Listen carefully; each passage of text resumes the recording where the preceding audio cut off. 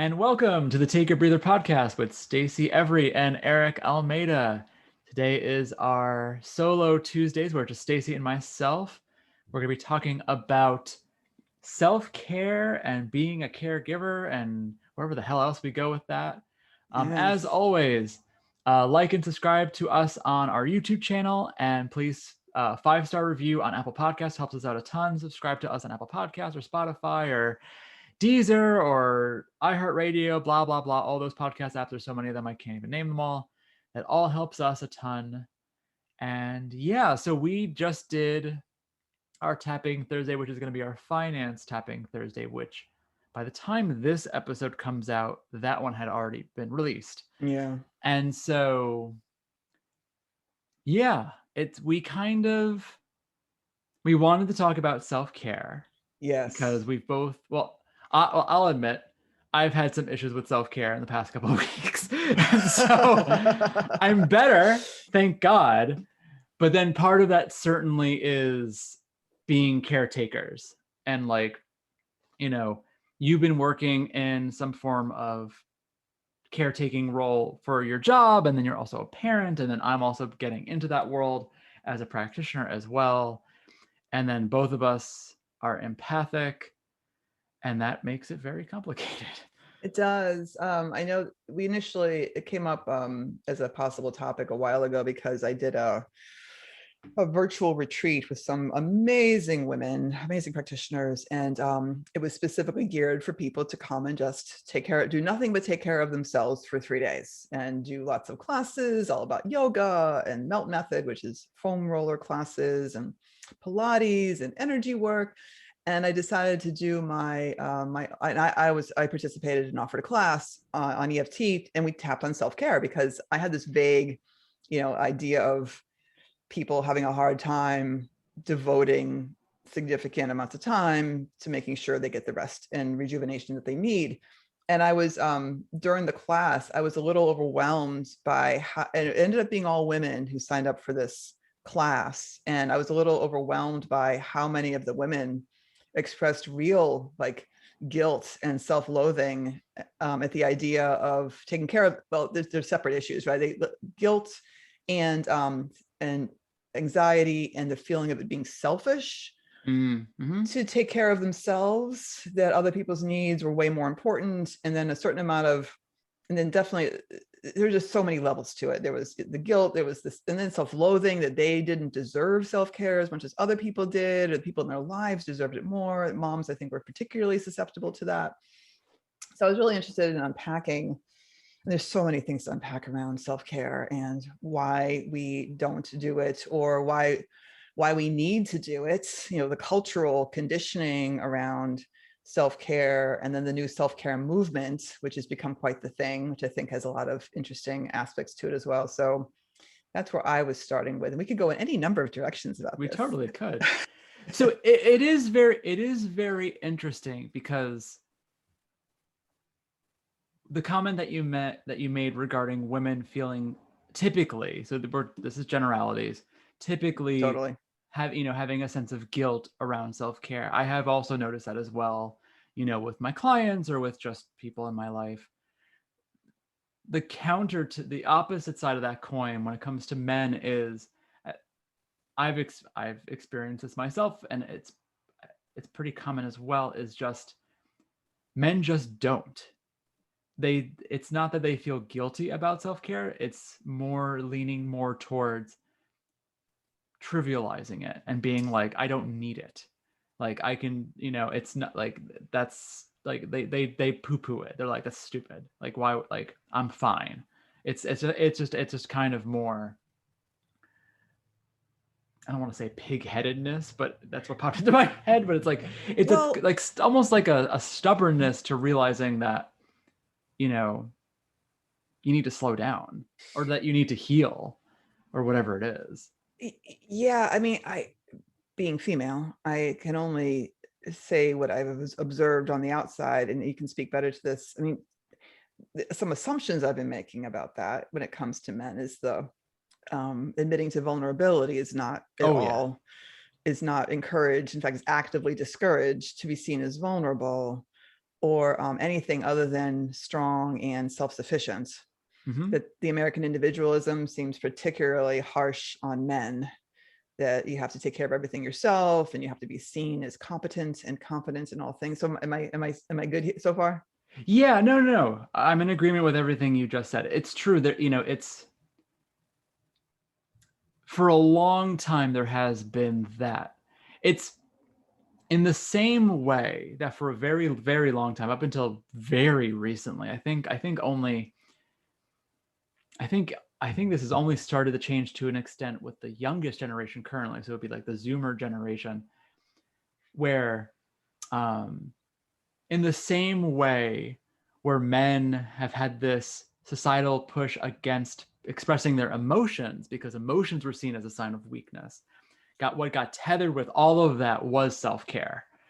Because like in my opinion, because it's like, if you're not allowed to feel, then you can't even assess that something is wrong. Of course. And then with women, but like you were saying, with women, it's like you're not important enough to take care of yourself. You have to take care of someone else. It's pushing the caregiver role to the extreme for women. And it's unfortunate on both sides. It's both terrible. Well, it is. And I always find it interesting how there are people who poo-poo the idea that we're still responding to cultural norms from 100 years ago, as if there's any reasons why we wouldn't be. I mean, there's the women are no longer, it's not the 50s. Women can do whatever they want, and yet a bunch of the perceptions of women and their role culturally, societally, in the family, why wouldn't it be carried from generation to generation? Like when my great grandparents assumed that my grandmother should stay home and take care of the kids, like why wouldn't they raise their children with those same inherent beliefs, no matter what media, those messages are still so important. So to go back to your emotional comments, one of the pieces that women, it's the, poorly kept secret that women's unpaid labor takes care of so much of keeping society running, with the idea that staying home with your kids all day is not valuable in any way because it doesn't earn the family any money, versus the emotional, physical labor of raising children, which we like to think it matters how our children are raised and that they are raised in happy, content households, but we don't actually give any value to the woman doing that work to help raise little beings who are in fact functional and self-actualized and happy. Like that's just not even, because there's no money exchanging hands, suddenly it loses its value. And which is so deeply crazy. frustrating. Absolutely. So frustrating. Which is so crazy because think of all of the industries that exist that takes care of one sliver of something that a stay-at-home mother typically, or stay-at-home parent would do. So you have the entire babysitting industry. You have the entire housekeeping industry. You would have like a personal chef. Women typically cook more than men, I think. I don't know. Don't quote me on that statistic. It's probably true. I don't know. In the cliche I Love Lucy sitcom, the husband never cooked. By today's standards, I don't know where that is anymore. But yes, if you're going with a 50s kind of cliche, the Leave It to Beaver days, it was always the wife. There was more. Oh, and then there's the tutor. There's the mom as the teacher, as the one that helps with the homework or homeschooling and things like that. And it's like, there is a lot of money there. And it's like the person who stays home, and typically it would be a woman, the person who stays home to do all of those responsibilities is saving the household an immense amount of money. Because like, how many times, and this is a very contemporary thing, but like how many times I've heard parents have this discussion so many times where typically the wife is debating whether or not to work because the cost of having the childcare in comparison to their income from their paycheck basically gets canceled out. And so it's like the wife loses the ability to be more intimate with the children in order to have income, which gets canceled out by having to hire the babysitter or the nanny anyway. And the after, yeah, absolutely. And then even later with after school programs and before school programs. Yeah.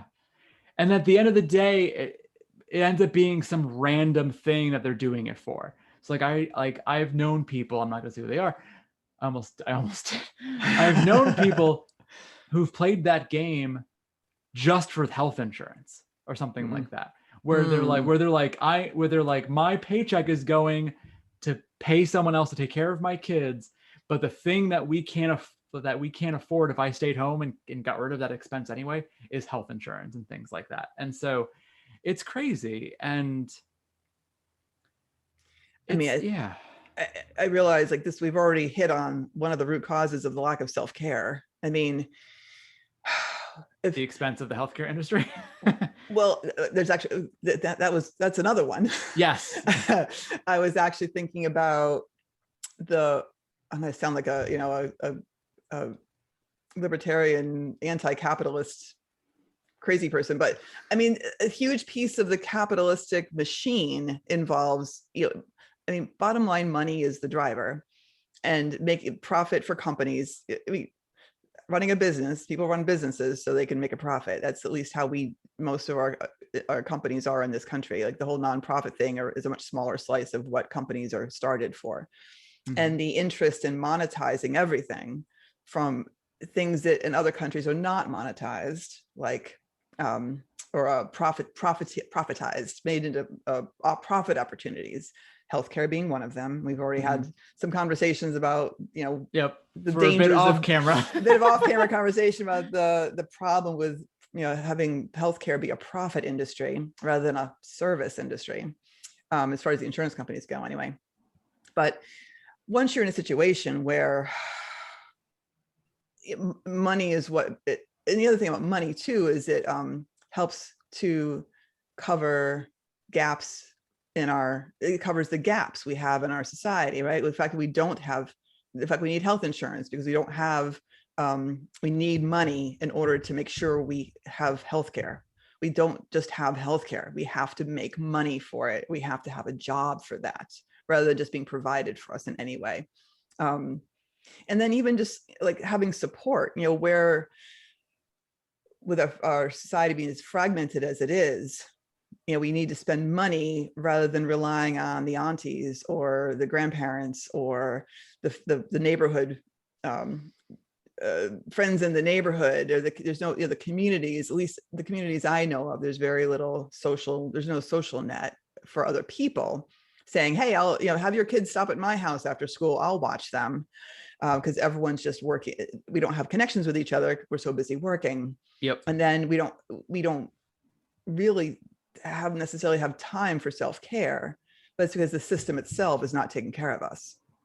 It is quite interesting in that regard, because that's something very unique to the United States, where the individualism and that entrepreneurial spirit, which has what's made the United States as great as it is, and as prosperous as it is, innovation and all that stuff. Absolutely.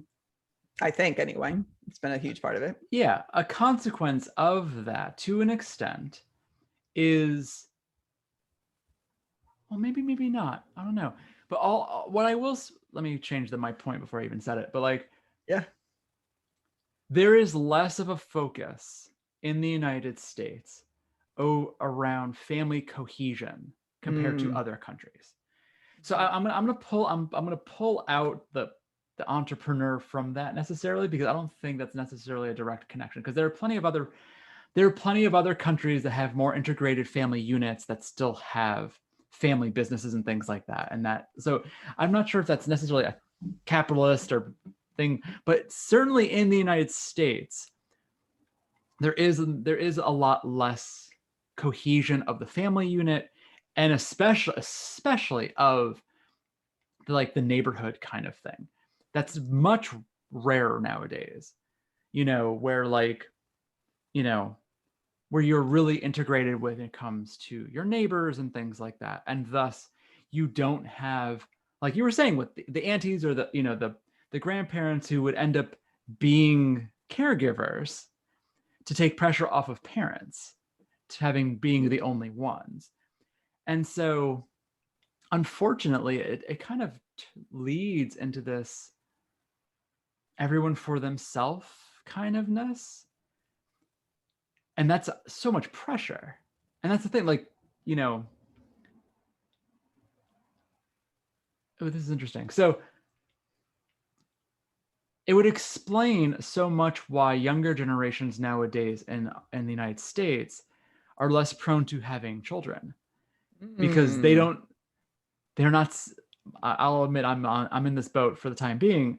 The cost outweighs the benefit. And yes, every parent, you know, I will totally admit, I will never understand, unless I have children of my own, the unbound love that you get with having a child. And there are so much benefits of having children. And that is something that I will not 100% understand. And because I'm not a parent, but I could certainly understand the severe financial pressure of that responsibility. So it deters me from going down that road, because I can feel the pain of that responsibility, but I have a harder time feeling the plus of that responsibility. And that may be contributing to less people having kids. And I don't know if that's only in the US. I have no idea.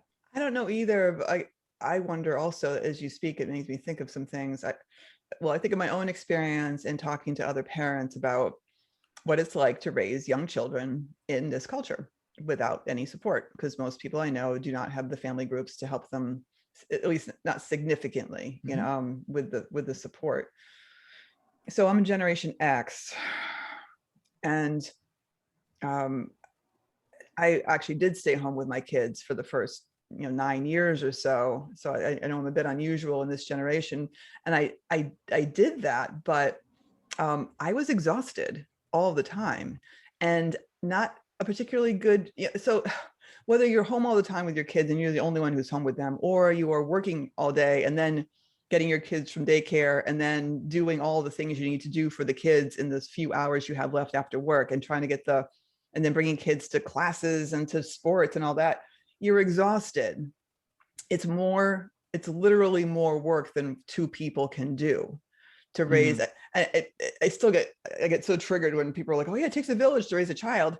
Yeah, but there's no, like, but there's no village. Why do you even unless say you have the that? money? Unless you have the money, there's no village. Yeah. Like, you're saying that, like, oh yeah, well, it takes a village to raise a child. Yeah, you're not allowing us to make villages. You're making sure society makes sure we both have to work all day, or one of us has to be. I was really lucky. I had a husband who, at the time, who made enough money to keep me home. I was privileged to stay home with my children and not have to worry about making ends meet. And that's not true of a huge proportion of people in the United States. Sure. So when I wonder if the millennials so I was raised by baby boomers who first started the trend of being gone all day, and the first generation of latchkey kids. So the next generation are being raised by people who were latchkey kids, who I think we probably have this interesting, a lot of us have this interesting combination of the helicopter parenting, where we're like, we don't want to ignore you. So like we felt like we were ignored. So we're going to make sure we pay a lot of attention to everything you're doing. But we were also exhausted and short. So we have even more anxiety. Like, oh my God, I don't want to be a bad parent and ignore my children. Like I felt like I was ignored. I want to make sure my kids have enriching activities all the time, and I need to work. And I also need to work all the time to make ends meet and pay for all the classes, and then somehow have time to take care of my kids in the way I want to take care of them. Like, it's literally too much. And the children know that.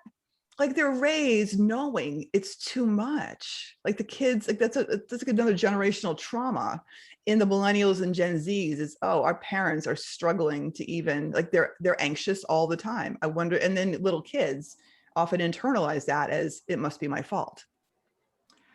That is very and interesting. it kind of is, but it's not there. I mean, technically, yes. And I mean, I'm not placing blame on the children. It's the parents' fault for having the, fault. There's no fault, right? We're human. We want children, or we don't, but a lot of us want children. We want a family. We want that connection. And we're trying to make it work in a system that does not support families and children. It just doesn't. And the kids grow up internalizing that they're causing their parents stress. And I can see why they're like, I don't want to put that on my own kids. I don't want to have kids. Or do it to themselves. Mm-hmm. Because that's the other part of it too. It's, another big part of it too is that massive amount of financial strain, emotional strain, the whole gambit, it contributes to divorce. So absolutely. I saw this statistic a long time ago, so I couldn't tell you anymore if it's accurate, but I saw this statistic that marital satisfaction is at its lowest when the children are roughly between the ages, I think, of 11 and 13. Oh, interesting. And it's kind of like the tail end of adolescence, and then the children start to become a little bit more self-sufficient. And then it starts to go back up again. And then once the children are out of the house, the parents can kind of reclaim a little bit of their independence as they were before, assuming the relationship survives. And so I wonder why that age group. That's interesting. I'm a little surprised it's that old, because I mean, I know you assumed it was younger. I did. I mean, little kids need so much of your time and attention, and you're actually like able to let go of some of that once they're 11 and 13. So I'm just curious if it's just sheer, but that would make sense why exhaustion. that would make sense why it's the valley, because when a kid is 11, 12, 13, they're right at that age where they can turn into the latchkey kid. You're not going to latchkey kid an 8-year-old. I'm sure it happened, but you're not, you would try not to. Ideally. Not, yeah. But that would be the whole, like, when you come home, you can, like, a 12-year-old could come home from school on the bus, make themselves a sandwich, and not burn the house down. An 8-year-old really should not do that. No. I wouldn't trust an 8-year-old with a toaster. So like, it would make sense that that's the valley. And then now that the kids can slowly start taking care of themselves, marital satisfaction starts coming back, because it takes a little bit of pressure off. Mm-hmm. But I don't know. It's one thing that I've said this to clients, and I've said this to people I know personally and family members. Kids don't know whatever you expose your children to is what they perceive as normal. Mm-hmm. They don't know any better. They don't know that the way that their parents were raised is different from how their parents are treating them now. They don't know. They don't have that knowledge yet, not when they're young. Sure. They learn it later on. So all of this pressure nowadays of, like, the swim practice and piano and clarinet and horse and blah, blah, blah. It's like the kids don't know that they don't care if they're doing that stuff or not necessarily. So, like, and truthfully, I don't know if it makes a huge difference besides the children having the skill, gaining those kinds of skills. Because like you said, the Gen X was a very much so the latchkey kid generation. So you didn't have the after school activity kind of thing. Did that hinder an entire generation from pursuing those kinds of, like, did it hinder the generation at all? Yeah. If any, it made like, you have the concern regarding neglect, quote unquote, that the emotional abandonment, quote unquote, potential was there. But then you also have resilience. You also have self-determination. You also have self-direction. The helicopter parenting, yes, you certainly have the it's obvious that there's kind of like constructed love there because of all the activities. But then you are robbing the children of their ability to kind of control themselves. Sure. I my brain is turning again while you're speaking, and I can think about I can think of two significant reasons why this happened to this why the the after school, and again, this is for a particular slice of Americana of people who have the resources. One quick point before we go on, so I don't want to lose it. No. I'm not putting value judgment on either. I don't know if any is better or worse. Yeah. No, I hear you. I think there are, I'll say my point. Finish your point. Yeah. And again, we're talking about a segment of the population that has the resources to provide these lessons. But even, I say that, but even, lower income families, there's often, like the YMCA here in town, there's after school programs that are actually quite reasonable. Boys and Girls Club have before school, and it's all these, opportunity. It's sold not just as childcare, it's sold as, resource, opportunity to, learn new things. And it's like, you get tutoring help and it's more like providing a service. And so my other point, first point was that I'm a little suspicious about of what? The profiteering mindset of the country, where it's a huge opportunity, knowing parents need a service for their children, convincing them they need enrichment all the time. So playing on parental guilt for being at work all day and wanting their kids to have be given something, not let, the idea that it's more of a capitalistic mentality, right? Like being left to your own devices is a very anti-capitalist idea. Like, just go do your own thing. You don't need anything. No. Of course you need something. You need music lessons. You need socialization. You need tutoring help. You need. And that's what capitalism is based on, is fulfilling a need. And so there's often manufactured needs, which I think we can agree that there are plenty of companies that exist out there that, say, Stacy, you're of a certain age, you need eye wrinkle cream for the bags under your eyes, right? You need it, right? So I'll just say that people saw an opportunity to make money off of a generation of parents who both need to provide a place for their kids and feel guilty about leaving them all day, and want to, and then feel like, and then playing out their own childhood, the feelings of neglect. You want to give them something, not just, it feels neglectful to leave them to their own devices. So that was point number one. And point number two was that the practicality is that a lot of parents are working so much, when the kids are a certain age, they can't leave them alone, as you just said, with the 8-year-old. So they have to put them in these programs. Like, they don't have any choices, because they people are working until 5 and kids are out of school at 3 or 2 or whatever. So, or they're working till 6 or 7 because they have to work long hours, and so they need a place to put the kids anyway. And that's because there's no they have to earn money to put. You're saying before, they have to earn the money to put the kid in the after school programs and before school programs. So I think all of that is contributing to I just talked a lot, but all of that is why we have the system that we do, or there's some reasons this is why we have the system of kids doing, being scheduled to the hilt. For sure. Well, I'm going to push back a little bit. Regarding the capitalist thing, from my perspective, I think the capitalist side of it filled a need that was there, that may have come up more culturally, not necessarily capitalistically, because at the end of the day, like you said, the child care is needed, and I put needed around quotation marks. Well, in their current system, it's needed. In the current system is needed because, well, if a person has children, someone has to take care of the children.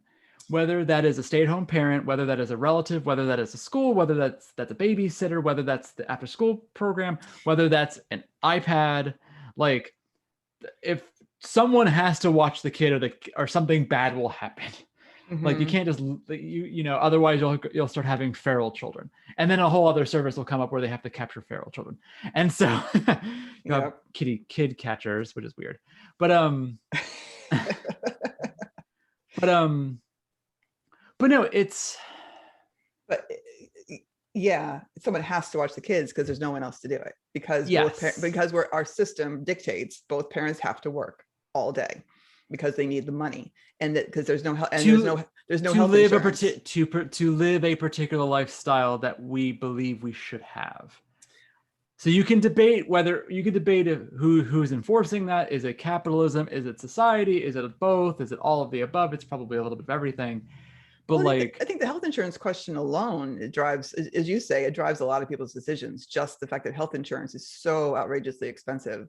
Oh, sure. Dictates working choices all by itself, much less. Yeah, it certainly contributes. Much less being a low-skilled worker who makes $12 an hour, which you can't live on in most parts of the country. No, it's totally true. And you're totally right. There are plenty of places, there are plenty of families where both parents have no choice to work, period, whether or not they had kids. Yep. But then on top of that, you also do have this bizarre societal pressure where you're screwed on either side of the coin.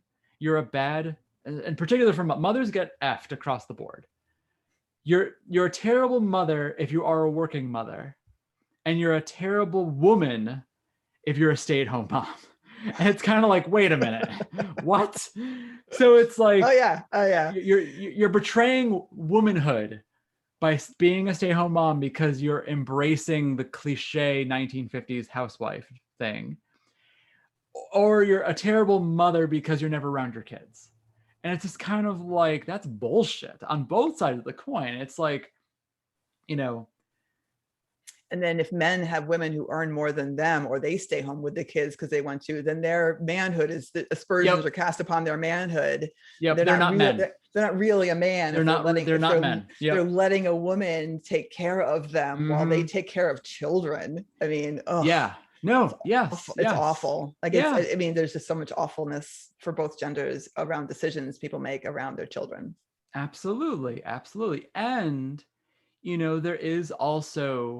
there is also kind of the instinctual component that comes with being a man or a woman as well, where I have heard from women after they have had children that their desire to be around their children is so profound, like where they don't want to be separated from their children at all for any amount of time. And you don't hear that from the father. Like I've heard so many times on other podcasts that I've watched where the mother's like, I've been away from my kids for an hour. I need to go home now. And the father's like, oh, if I don't see my kid for a day or so, it's not a big deal. And it's like, that's something that is something coming from, that's something that's a lot more primal for sure. There's some interesting biological research that women carry the stem cells of their children in their bodies their whole lives. Like there's a pieces of my children in my body. Well, you grew them. That's something a man can never understand. You created the life. Yeah, men helped, but you created the life. We each have our role, and I think the extreme, like the sense of protection and connection women have, it's the perpetuation of the species, that there's someone around who is absolutely focused on those kids' survivals, and men have a role to play to support that when the babies are little. No, because that's the other side of the coin I've heard from fathers as well, is that new fathers end up having this profound push of like, I need to make more money. I need to make lots of it. Like the provider instinct in that regard gets kicked to 1,000. Oh, interesting. Yeah, I've heard that same thing, where where they will be like, I have to make as much money as humanly possible now, and just not stop.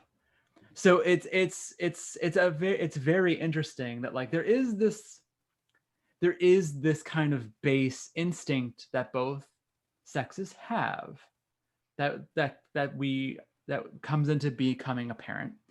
And obviously, you just like with any instinct, you can deviate from it. A mother can be the breadwinner, the father can be the caretaker. That's not the end of the world, but there is that base instinct that is there to an extent, and there's always the natural variation as to how strong it is, blah, blah, blah, blah, blah. So I'm not saying there's a fatalistic component here. No, but wouldn't it be amazing if everyone had actual choices that were best for their own family and for themselves as individuals, rather than being dictated by the needs of the money-making machine?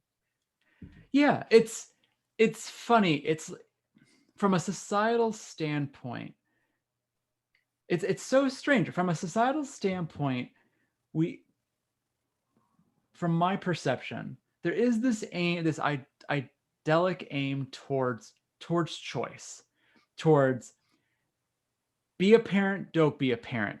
Marry whomever you want, stay single, whatever. Like, there is that like idyllic aim of just like, you do you. Like, super, like, very libertarian in that regard. Like, you live the life you want to live as long as you don't fuck with me. American individualism. American individualism. Yeah, absolutely. But there's still exceptionalism. But there's still all of this kind of like judgment at the same, that still doesn't go away. And so I don't know. What do you do with that? And it comes back to the self-care stuff too, of kind of like, of just like, the woman always has to keep being the caregiver, because historically they have been, they create life and thus they protect life in that particular way. And then on the masculine side, there is that just kind of, well, that is something I can't explain. I don't know where the mentality of like, I can't explain as much the macho man. Actually, wait, I can. I had to think about it for a second. Excellent. So this is gonna be I'm gonna have the hardest time finding a title for this podcast episode, because we're going all over the fucking place, but it's fine. It's actually kind of fun. So I have heard. So let me give a hypothetical situation.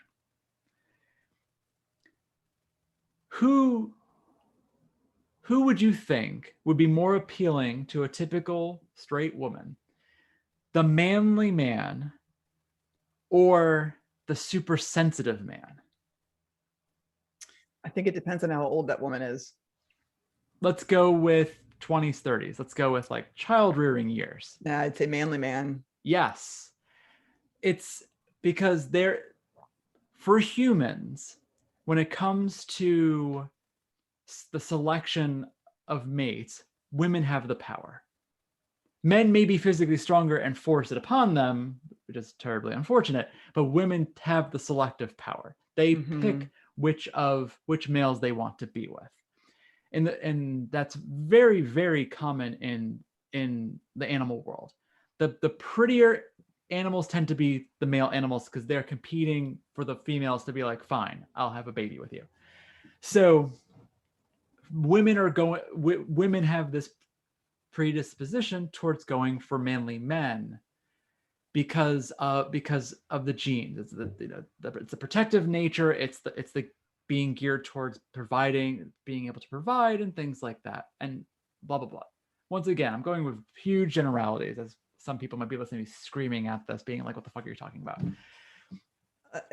But it kind of creates a disconnect, because I have heard. So let me kind of complete the circle a little bit. There has been this big push towards, in recent times, of men being more in tune with their emotions and being more sensitive, which to an extent, yes, is beneficial for men to be more in tune with themselves. The problem being, when that is taken a little bit too far, it completely alienates those men from ever finding a mate that is a woman. Because I have heard from women as well that if a man is too sensitive and too soft, they have no interest in them. They friend zone them and they move on. Oh, I have so many things to say. Go with it. Please. There's two things I can say about that. One is, well, they're both tied to the same principle, which I'm always suspicious of anything people say as being biological versus cultural conditioning. I always want to poke at it a little bit. Sure, poke away. And so by poking, well, in general, just as far as cultural conditioning is concerned in general, we go for binary. First of all, we go for binaries. Like, we are so bad about seeing gray, in my opinion. Oh, yeah. Like, things are good or bad. They're male or they're female. God forbid, the gender fluid, the people who are identifying as gender fluid and trans, and are getting such pushback from conservative people, even anecdotally, just the pushback against, you're either a man or you're a woman. There's nothing in between. Like, that's not true, even biologically, much less culturally. And so it's black, you're male or you're female, you're black or you're white, you're this or you're that. So you're masculine or you're feminine. And the idea of there being any place in between those two things where you get to be, and unfortunately there's so many, and again with the cultural conditioning, there's so many rules about what it means to be a woman and what it means to be a man that we're trained from a very early age. So we have in our minds of we have in our minds what we've been trained is appropriate behaviors and qualities of the opposite gender in order to have a safe and fulfilling relationship. A bunch of those qualities are not healthy or even true. But we're culturally conditioned. I mean, when we're looking for to have children with someone, and if you're saying, that women are the ones who are actually the ones out there looking to see who they want to have children with, it's more of the, women are the ones who biologically are in charge, quote unquote, of making the selection process. Their cultural conditioning is especially an unexamined cultural conditioning is totally going to be primary in making the selection process. I totally agree with you in that regard. And I totally agree with you in regards to the need to live in the gray, because it's overcorrection. The ideal male would be the the manly man who is in tune with his emotions. That would be the ideal male. The whole, or even honoring them. Yeah, exactly. Like, not having the emotional range of a rock, but then also not being, wet toast or whatever, like being so insecure and weak either. Like, you want to be in the middle. Same with women.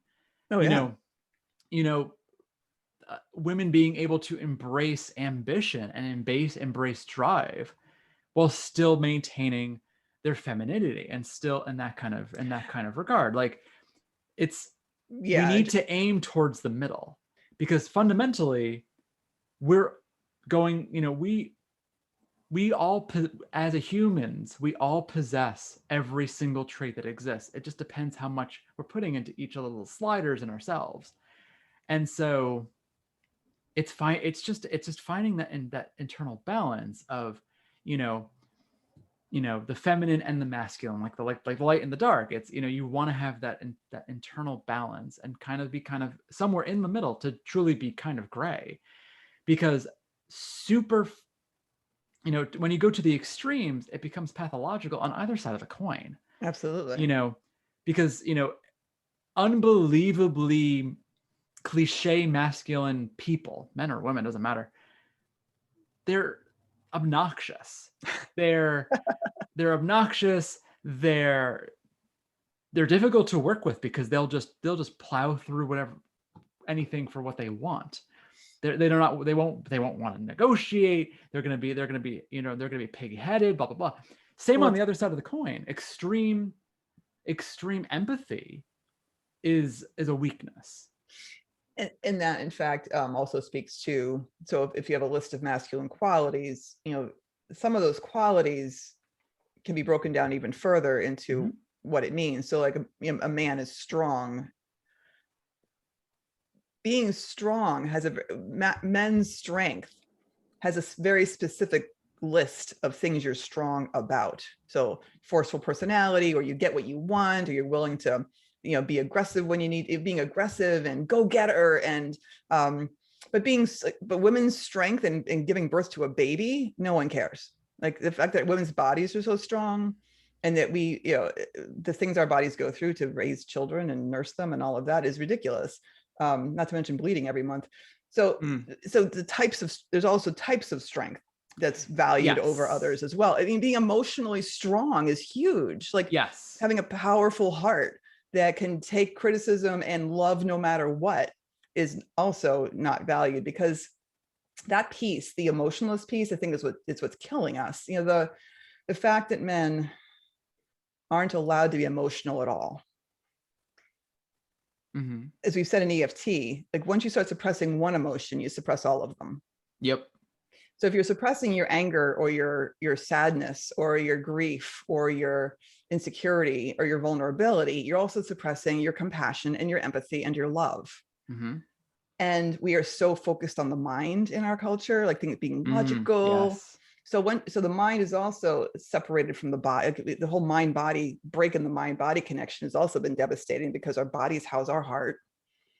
So our mind's operating disassociated from it. We're encouraged to be thoughtful and brain focused, and men are specifically taught to not access their hearts. So you get decisions being made that are, and then you've got the idea of profit being the most important thing, and the idea of scarcity, like we did for our tapping session. Yep. That everything, it's a scary world where there's only so many resources going around. You have to fight for every scrap that you get. So we're in constant survival response with no heart attached, and all our decisions being made from our brains, and the sense of love and compassion for ourselves is gone, and certainly gone for other people. Yeah, it's very interesting in that regard, because like, the profit focus part of it, that, like you were saying with the scarcity thing, that predate, in my opinion, that predates capitalism, because right now the focus is to get money, because money is a resource that can be used to obtain anything. In the past, it was just, we need to make sure we have enough. If we don't grow enough wheat, we will die in the winter. So so in the past, it was just a more tactile, like it was a more practical resource that was being fought for. I'd say that was predate civilization. Oh yeah, absolutely. It's the fear of scarcity has been around pre-human. Like there's a reason why, animals like squirrels bury way too many nuts than they need. Forget half of them, it helps the trees out. Like it's that same kind of thing. It's, you hoard for self-protection, and to protect your family and to protect your lineage as well, so that you continue on.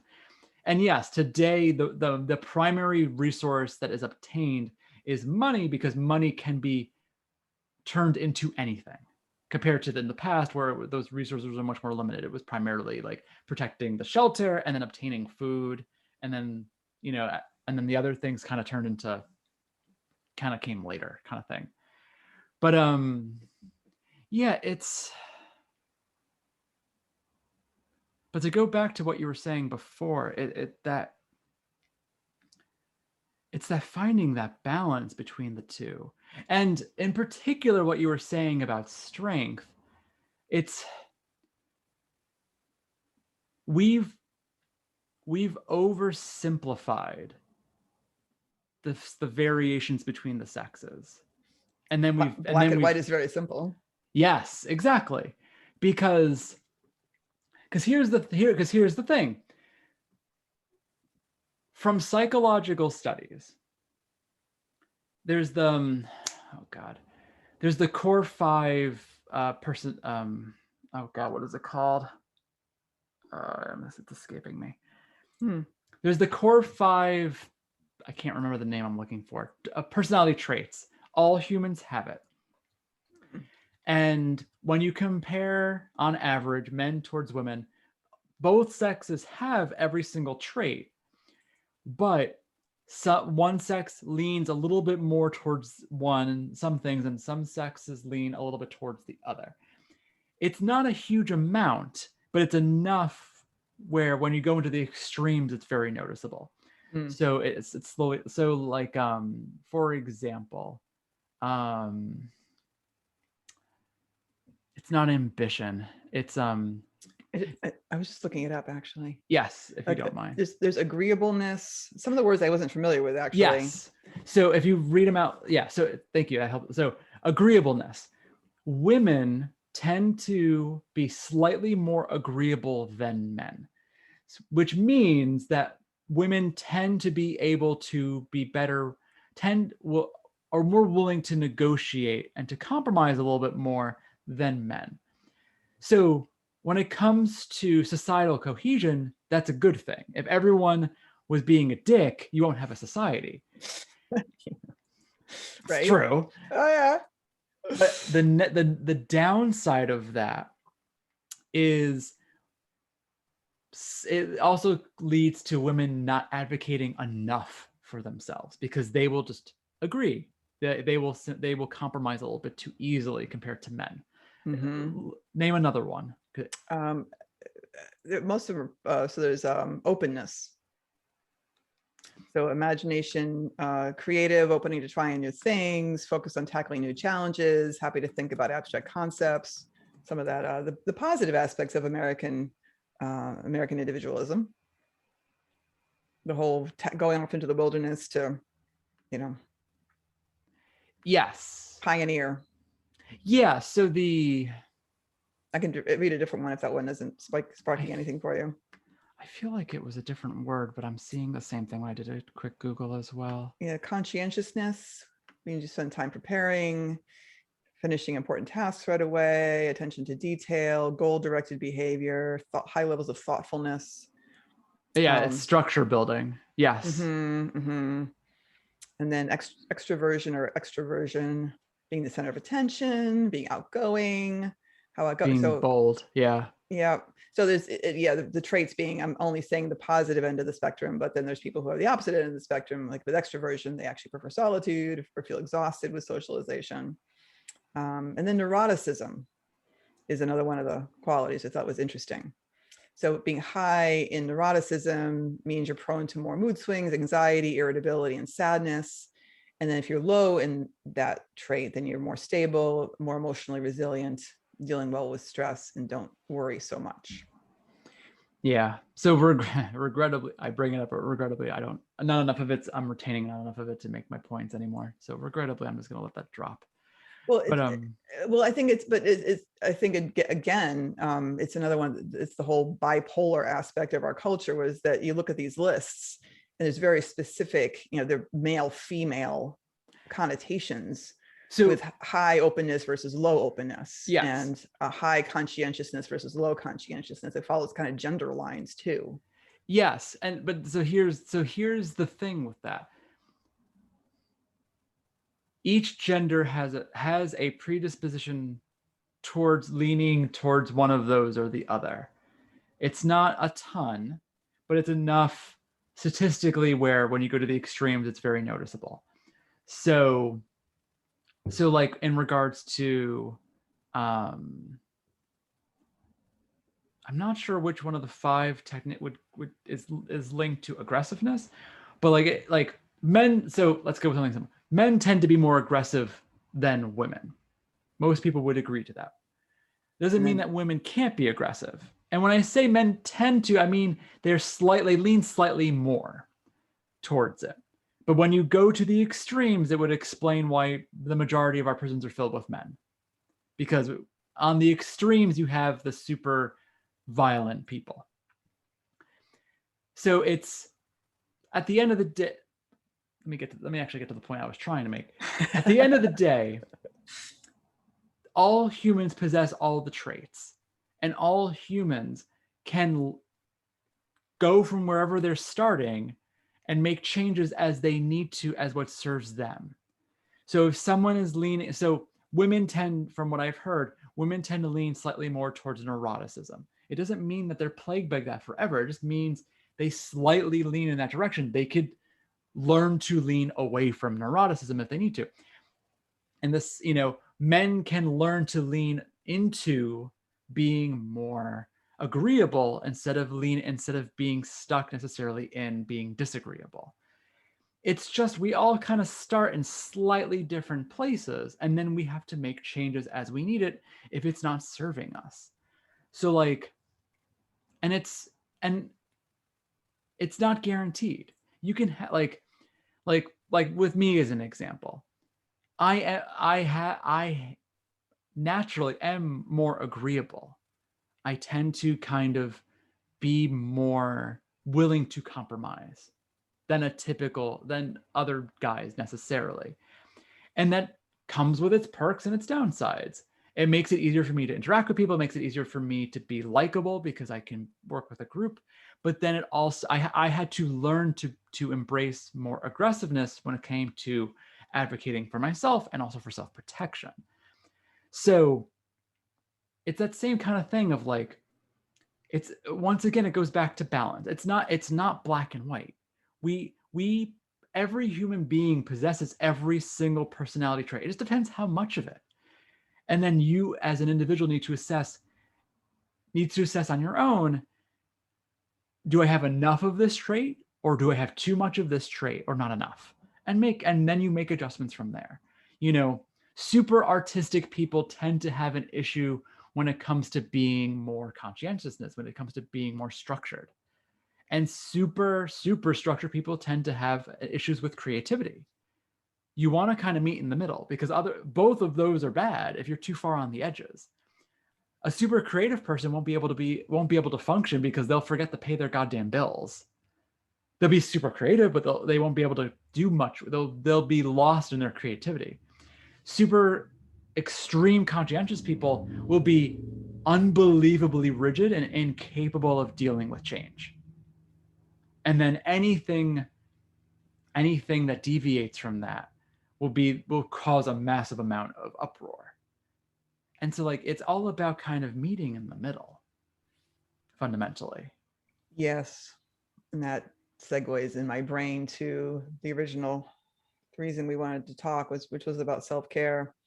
I know there are people who are disheartened and angry at the self-care movement because they feel it's a opportunity to monetize something again, selling yoga apps and meditation apps and products and all the take care of yourself, have a bubble bath, that kind of stuff. Mm-hmm. But there's always the shadow side of everything, right? But the non-shadow side is for me of self-care, which feels so critical, is that if I could normalize therapy of any type for everyone in the country, I think we would solve 90% of our problems in a few years. So I'll speak from my own experience. Given the way I was raised, mm-hmm. the unconsciousness I had around the way I was raised, because as you said a long time ago in that conversation, that we normalize everything we experience growing up as mm-hmm. being how the world works and what the world is and what relationships are and what it is to be female or what it is to be male or what it is to be Black or brown or white or Jewish or whatever. So we're operating with a personality that we have developed mostly to protect ourselves from slights, from danger, because we're geared towards survival. Initially, our nervous system is always looking to make sure we can survive. So we learn how to behave within the culture to make sure we keep getting validation and are allowed to stay, right? We need our tribe, our groups. We need our groups in order to survive. So we have to please those people. So we have to behave in ways that they feel are appropriate given our gender, our age, our place in society, or whatever it is. Mm-hmm. So deciding, I know there's so many of us who think this is how I am. I am a neurotic person, or I am an angry person, or I am a depressed person, or I am a frightened person. We're not any of those things. Mm-hmm. Those aren't who we are, right? So those are self-limiting beliefs. All the self-limiting beliefs but we think of as being who we are. because that's, we grew up in a society that told us that's what we were, and we made decisions to be those things to keep ourselves safe. Mm-hmm. So self-care, so self-care movement, the light side of that I think can make some real changes culturally is people finding out who they actually are through whatever type of therapy they think is going to uncover those things and heal their triggered responses and uncover the limiting beliefs, the stuff that they just think is true about the world, to learn, oh, no, that's not a truth. That's something I was taught. Men are not all this way. Money isn't always scarce. I am allowed to wear that color, whatever it is that's, the limiting, I don't have to wear lipstick every day to be feminine, to have some trivial stuff in there. But, it all adds up. And so for me, self-analysis is the primary self-care that must happen. And I know lots of people are afraid of doing that self-analysis because they think it's their fault. They think there's something, they're broken, there's something wrong with them, or they think that, and they're going to uncover something terrible about themselves, or they're afraid to let those emotions out because they've been suppressing them for so long that they're going to get overwhelmed and have some kind of a breakdown. And I understand that fear, both those fears, and gaining trust. It's a little bit of a catch-22 because people have to gain some kind of trust in themselves, and or at least a trust in a practitioner that they'll stay safe during this process of self-analysis. Like we all can always look inward and uncover yet another thing that we thought was true that wasn't true. And it's awesome to let go of those things, because so many of the things we think are true are just holding us back and contributing to our anxiety. I mean, the people I know who say, I can't quit my job. I have to have, even, yes, I work, and yes, my husband works, and we don't have kids, but I have this mortgage, and there's these things I have to do. And often if you poke at those things that you're doing all day with your life, they aren't have tos, but there's something driving you to keep yourself busy. What's that about? Why, what's behind your drive? Is it a fear of scarcity? Is it a fear of, what limiting belief might be part of that? And then you can really start making new choices about what's actually necessary for your happiness or for your finances or any of those things. So I do more and more all the time is feel like the more people know themselves and forgive themselves and learn to trust themselves and have compassion for themselves, that's what's going to make the world a more compassionate place. No, I totally agree with everything you just said, that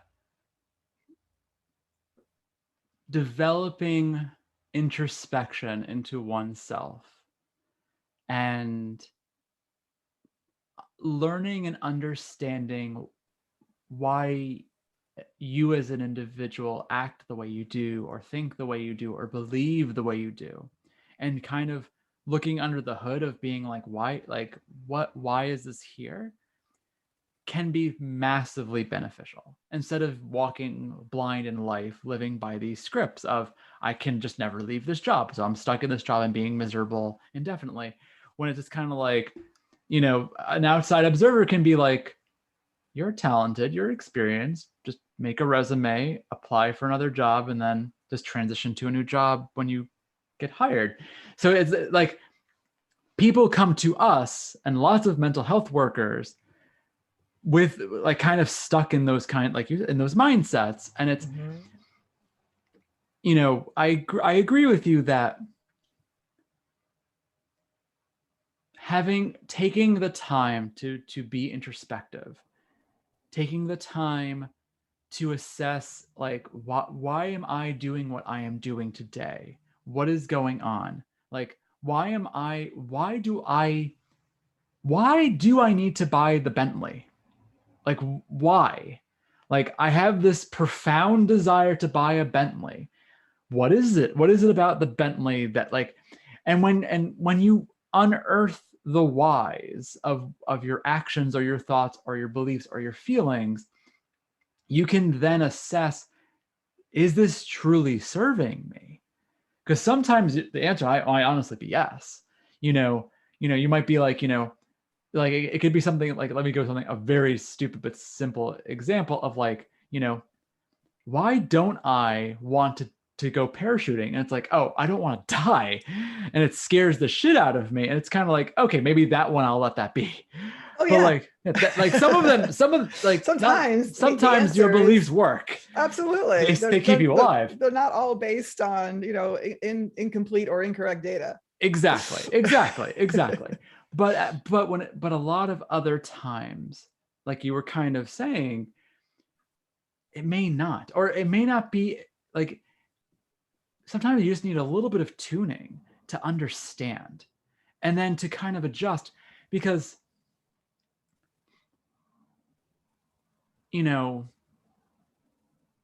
what this goes a little bit more in the philosophical world too a bit, but like fundamentally, what do you want from your life? Like, what is it that you want in life?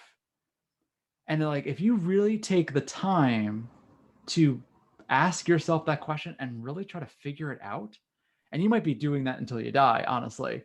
I don't know if anyone can ever truly get 100% on an answer, but when you start to understand what compels you as an individual, you can then aim that better.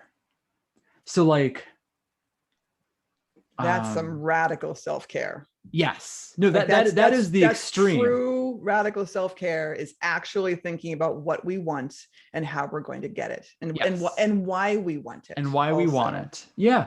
No, absolutely. Like, it's to use Maslow's hierarchy, so quick summation, the bottom of his hierarchy is basic needs: food, shelter, food, clothing, shelter. Then the next tier would be, I believe it's romantic love, I think is number 2. Emotional connection. Emotional connection. I can look it up. Please. There's, so yeah, it's basic needs. Let's say I quickly get. It's been a long time since I've had my intro to psych class. Yeah. It's too small for I need bifocals, but I'm not. Okay. Bottom level is physiological needs. Yep. Food. So food. Yep. Food, water, shelter. Yep. The second one is safety needs, security and safety. That was the one then it's love and belonging. Interpersonal needs, and then friendship, and then it's esteem is next. Respect. Yep. Self-esteem.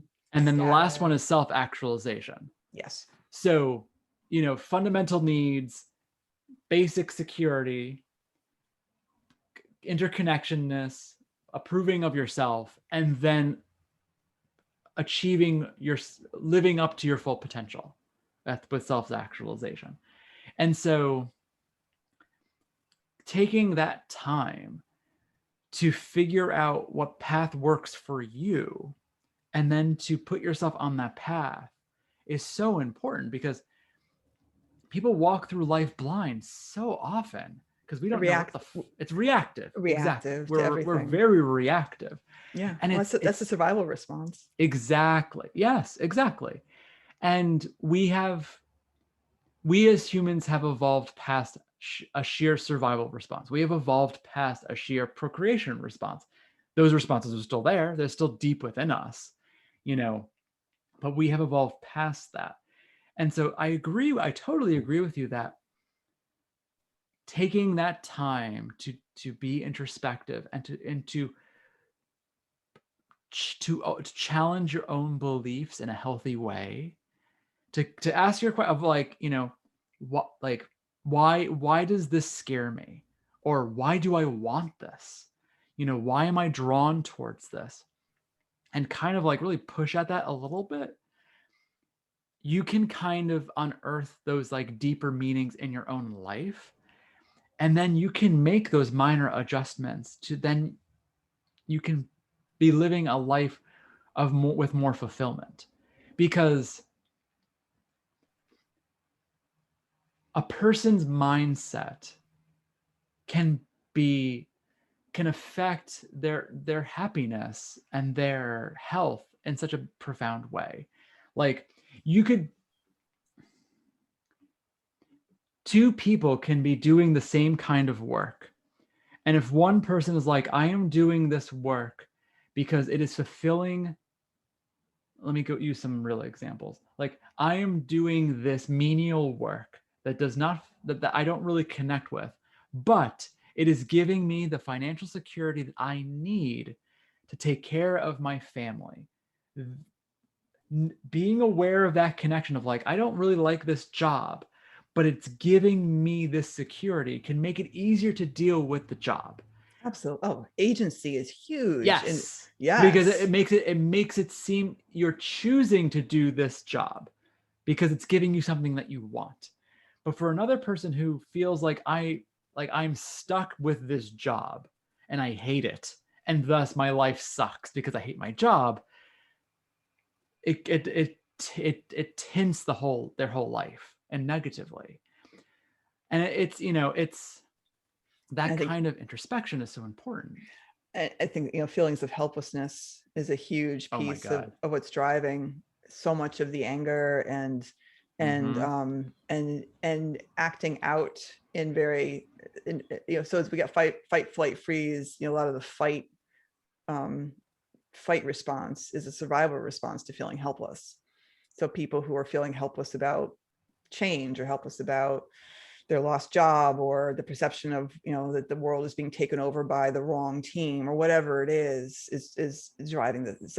So in fact, yes, if nothing else, just helping people have a feeling of agency. I don't know if I mentioned this on this podcast yet. I read a study that reinforced the results of multiple studies about people's susceptibility to conspiracy theory. Okay. That they did, people did self reporting on how they felt. Like they were shown images and they reported on how they felt about them over and over again.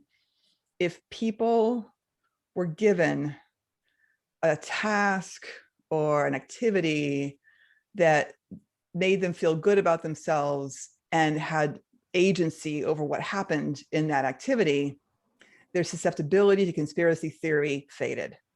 That makes sense. Yeah.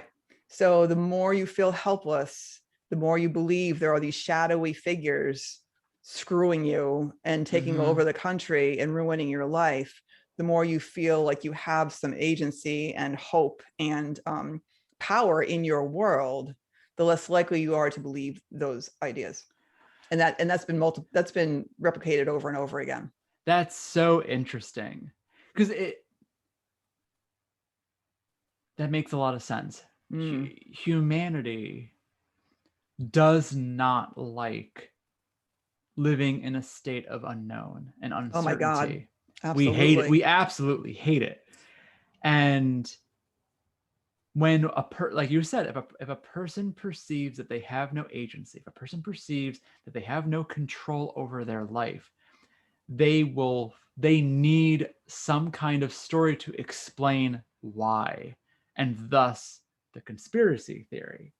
It's the man, it's society, it's capitalism, it's the government, it's the commies, it's whomever. They're doing this, it's men, it's women, it's the patriarchy, blah blah blah blah. Like they put it onto something bigger than themselves. And the super unfortunate thing is that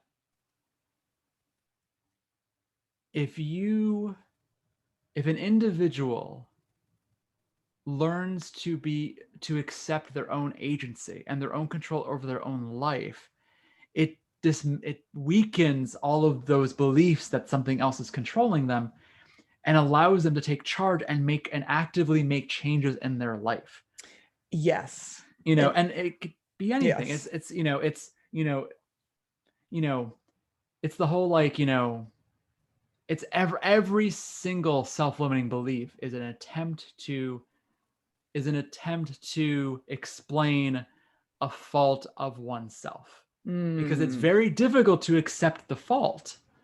It's very, like having the belief of like we did the Tapping Thursday on finances, like having the belief of I'm not good with money, is a way to kind of excuse oneself when it comes to the mistakes that a person's made with finances. It is harder for the person to absorb the belief of I can learn to be better with my money and to accept the fact that I made mistakes in the past, but I don't have to make them again. It's really hard to say the first statement of I made mistakes in the past. It's hard to turn around and face the past and to face one's actions.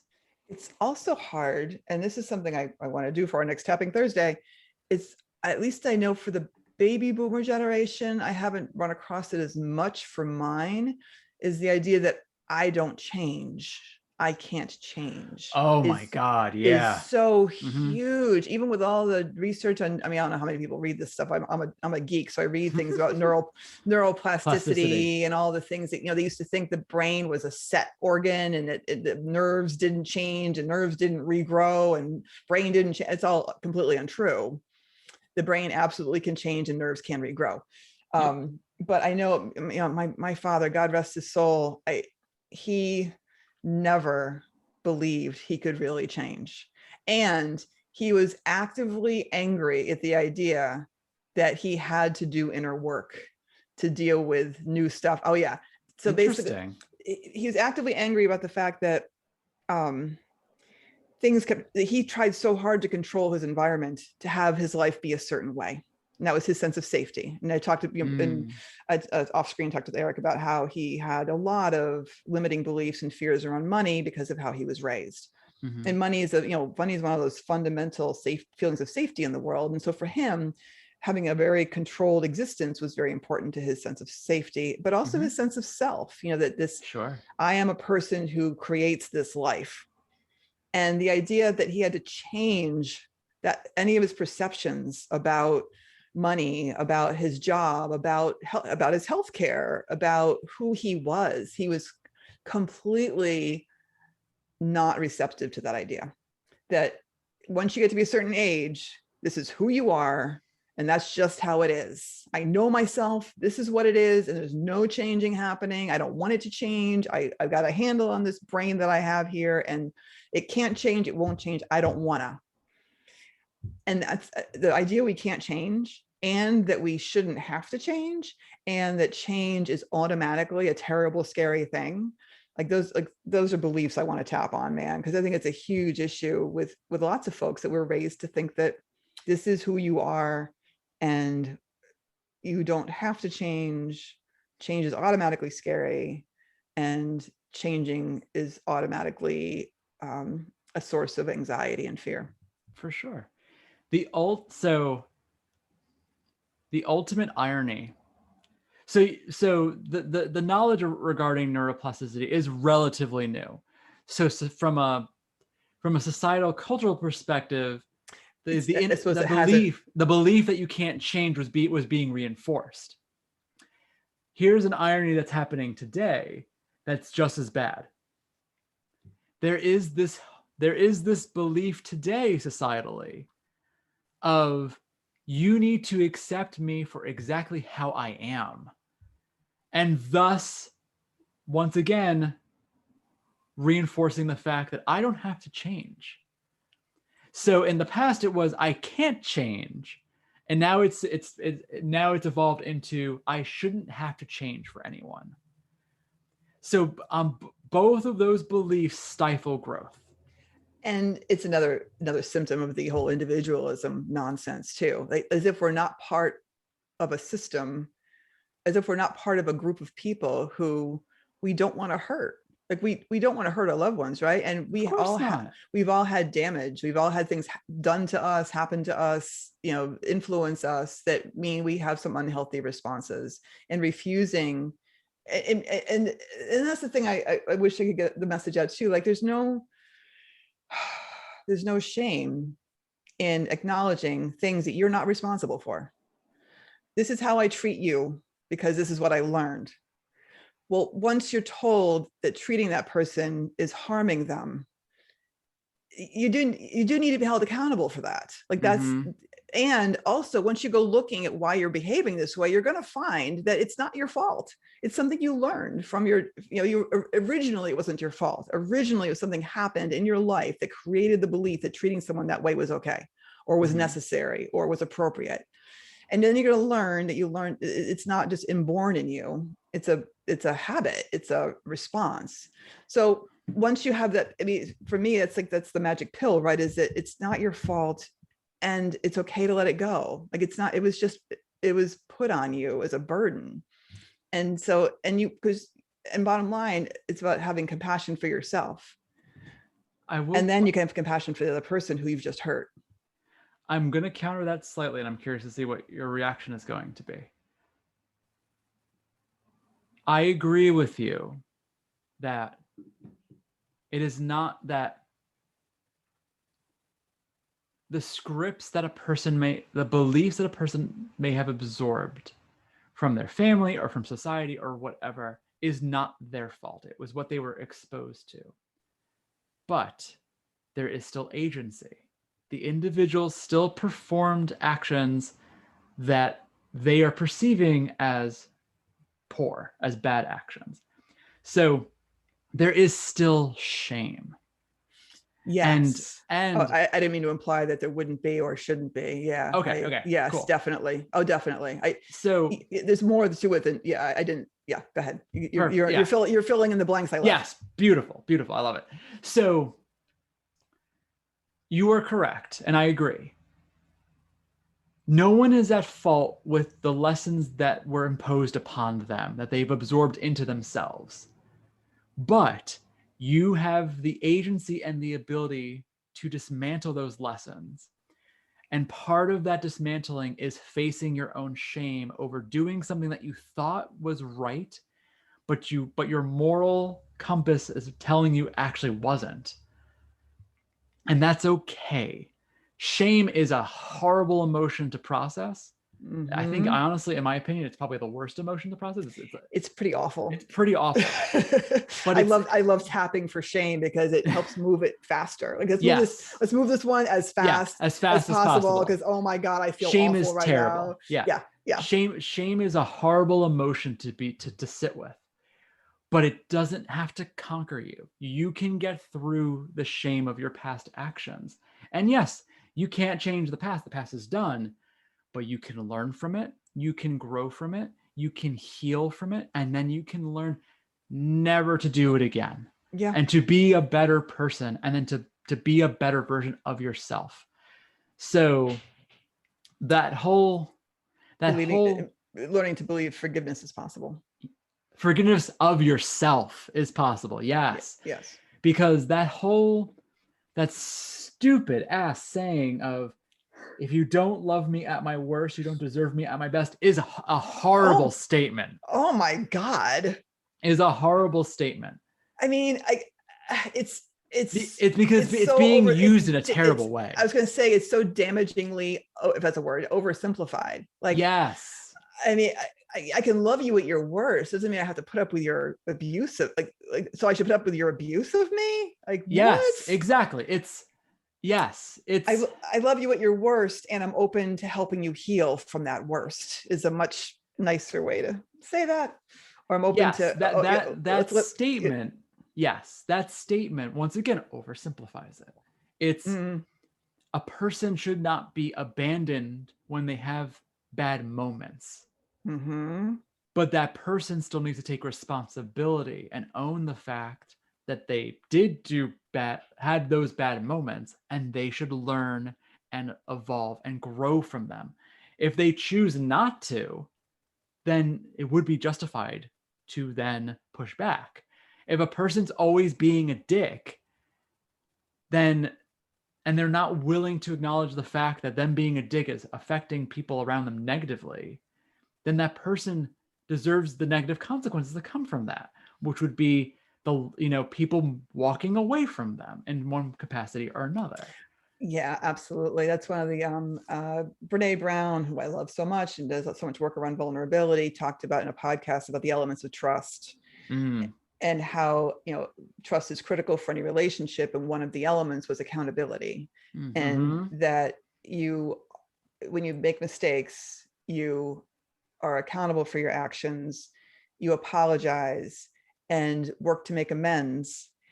And the other side of it is the person you're in relationship with is open to accepting your apology and allows you to make amends. Yeah. For oh God, what's the word? Oh, for the love of God, I lost the word in my head. It's essentially what you said. There's one word that's basically that, and I can't think of it. It's Not sure. Not restitution. Well, I mean, that could be a word used in this. It's it'll come to me like in an hour, and I'll be like pissed. add it to the end of the podcast. Oh, the word was blank. I know, right? I'll put a little snippet at the end. No, it's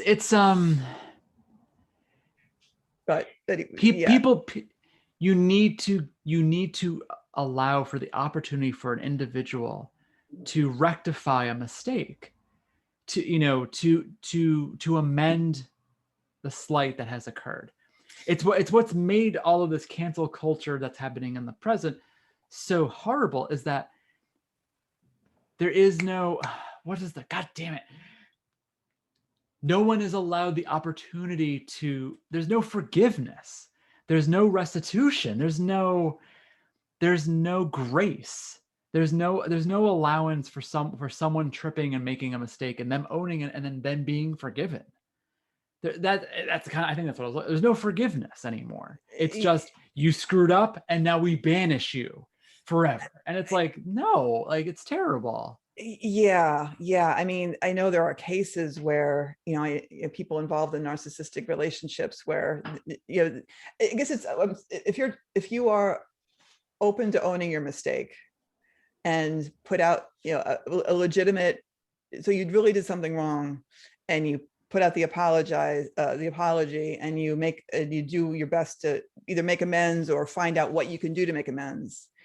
And then you are summarily rejected. Yeah, that's as toxic as you can be, right? Like, I don't care that you're sorry. I don't care you want to make things better. I don't care that this is a learning process for you. You should have known better. And I'm automatically cutting you out for good. That's not a relationship. That's abusive, actually. Yes. And then also, if you keep doing the same thing over and over again and refuse to apologize and refuse to make amends, that's toxic too. And the other one last thing to put into that as well is there are actions that a person can perform that can be unforgivable. And that's part of it too. Everyone has their limits of what they're willing to forgive at the same time. So I think there's like extreme cases of, of course, horrible criminal behavior. Yeah. But once again, it's balance. There's lots of gray in between. Oh yeah.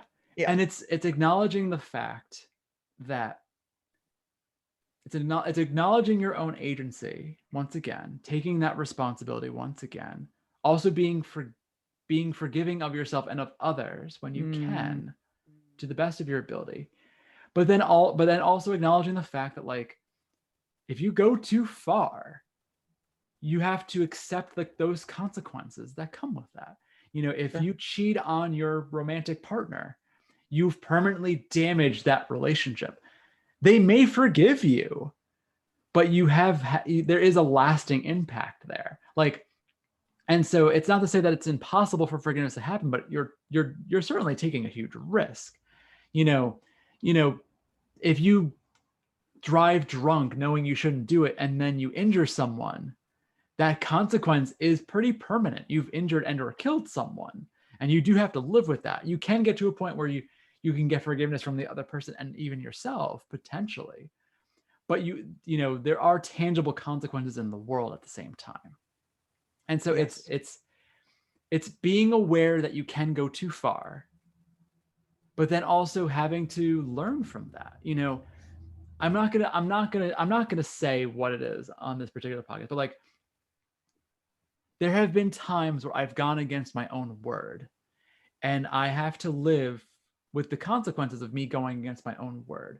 Like I have irreparably damaged certain relationships in my life because I went against my own word, and I have to live with that for the rest of my life. Those relationships I can no longer repair them, which is unfortunate. But at the end of the day, it was what I said something, and then I went against my word, and I've learned to forgive myself for that. But at the same time, because of that hard lesson, I have that scar, that emotional scar, mental scar, whatever you want to say.